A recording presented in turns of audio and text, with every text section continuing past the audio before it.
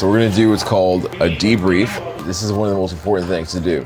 I know guys that have been going out, meeting people, socializing, practicing these skills for 8 years, 10 years, and they still suck because they go out and they repeat the same mistakes. They never learn from the mistakes. I've been thinking a lot of my life, what is the most important thing? If I had a superpower, what would it be? It wouldn't be intelligence. My IQ is 145. That's like top 2% in the world. Intelligence doesn't mean anything. Being a genius doesn't mean anything. Wisdom is what's important. And wisdom is like to not repeat the same mistake again. Think of like how awesome your life would be if you only made a mistake one time. Like never made it again. That would be amazing. Financially, that time you had sex without the condom that you shouldn't have. Just like never repeated mistakes again, like life would be amazing. So I'm trying to teach you guys how to be wise and have a social interaction mistake and only do it once. So the way we do this is by debriefing. It allows us to relive the situation in our minds and also write it down and everything so we can learn from it twice as fast. This is the art of learning faster. To get good, you have to learn fast. Like I will point out your mistakes, things you're doing poorly and things you're doing well. And the quicker you can integrate them into your behavior, the better it will be. Like learn faster. Some people just go do the same thing over and over again and it fails tremendously.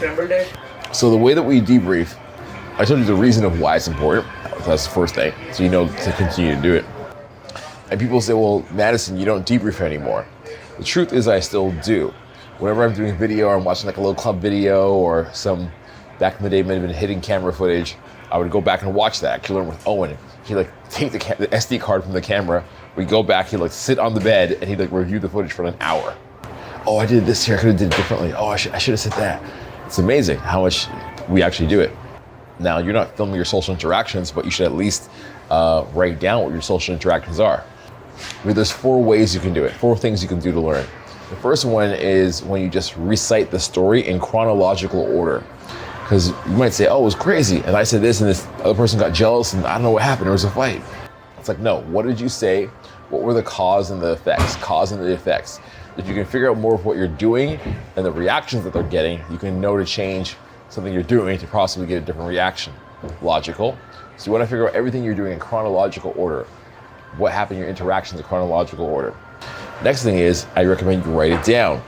And when you're writing it down, it forces you to put it into chronological order again, versus just like, something happened, someone liked me, I got a number, some guys asked me to come hang out, I don't know how, I was in the zone, I felt good, hopefully it happens again tomorrow, fingers crossed. It's like pointless.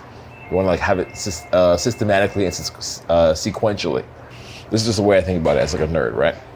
The next thing is, when you read it back the next day, what you've written down, you're gonna notice all the mistakes that you've made and how you could have done it differently. It's a lot like when you do a book report for school, you're thinking of like, in the moment it's so good, and then you read it back, it's horrible. It's like me, right now it's 3 o'clock in the morning, I'll make a tweet or a text message, and then I'll look at everybody like, Madison has horrible spelling. I'm like, yeah, it was 3 o'clock in the morning and I was like at a Denny's, so I wasn't paying attention. So then I'm like, oh yeah, it was bad then. When I read it back the next day, same thing with you. You'll read your interactions back and you'll see what was good, what was bad, what was challenging, what could be fixed. The next thing is when you tell a friend, it's like telling a buddy on that show, Who Wants to Be a Millionaire, The Lifeline. We all have friends we tell stories to. I am your substitute friend for the night, for the evening, and hopefully forever. Substitute forever. Substitute friend forever. And if you tell me the story, I will give you my feedback. But usually you'll have buddies you'll call, you'll be like, hey man, this happened. And he's like, oh, that's amazing. You'll tell the story. And your buddies will point out blind spots that you didn't even know you had.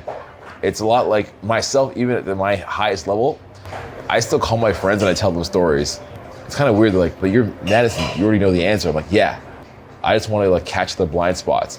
It's a lot like Kanye West, he says when he makes music, he just plays it for people to bounce ideas off of them, but he already knows what's wrong. You might even know what you did great or know what you did poorly. When you tell your friends the story, he's like, try this. And you're like, yeah, I'll try that next time. Or he'll say, you could have did it differently, try that next time. So that's the 4 reasons of why we debrief, okay? And all the benefits of it and the importance of it and what it does for you and all that stuff. Do it all the time. I do it even in my relationships. I do it in my business. I have business things, I call guys that I know and I debrief with them. I do it in my relationships. Even my relationship is like good or bad, I'll call my friends and debrief about it. You know, I'll consider information that's outside information that I haven't gotten from other people, and I'll make adjustments. So the way that we debrief typically is this. Okay, there's one way of doing it and a better way. The first standard way is your 2 best interactions. That means best is something that you are proud of your behavior, not like it went well, because you can't control the outcome. You can just control yourself. It's not like you can't control when the sale comes. You can just control how many dials you make or how good you apply yourself. So your best is your behavior. What is the best behavior you had that you're proud of? 2 interactions. Then it's your 2 most challenging. I don't say worst, I say your most challenging, because I want you to be able to like go back and imagine if you had a time machine, what you could do differently in those 2 interactions. What are my 2 interactions I would change, and how could I change it? I don't give you the answer. I want you to figure it out so you can coach yourself. You can be your own coach a little bit, and you figure out what are your 2 most challenging interactions. Then last but not least, I say, what are 2 things that you saw somebody in the environment do? The club, the nightclub, the party, the day, the park, wherever. Something that you saw somebody else do, you're like, that was amazing. I want to incorporate that and learn that. Now, that's one system of doing it. That's what we're going to do tonight. Okay, that original system was created by Julian. There's another system that I do. It's called Saw, Thought, Felt. I'm going to tell you about it right now just so you understand. Saw, Thought, Felt are like, what are things that you saw in others and you saw in yourself you haven't usually seen? What are things that you thought tonight? Thoughts that may have reoccurred or new thoughts you had. And then felt is like, where's the inner part, the inner dialogue you had about the world or the situation. So it's like, it covers like the visual, the mental, and the emotional and all that. I think it's how we actually process information. So that's another way of doing it. Saw, thought, felt. But tonight, we'll focus on performance and behaviors you like. 2 worst, as in challenging, that you want to change, what you should do. And 2, that you saw somebody else do, you want to learn to incorporate or understand what was going on. We're in a booth that the guy had 20, 30 girls. What was going on? What's that all about? It makes sense of it all. And that's how you should debrief every time you go out to an event, party, or club and have social interactions. Now it's official because I've recorded myself saying it.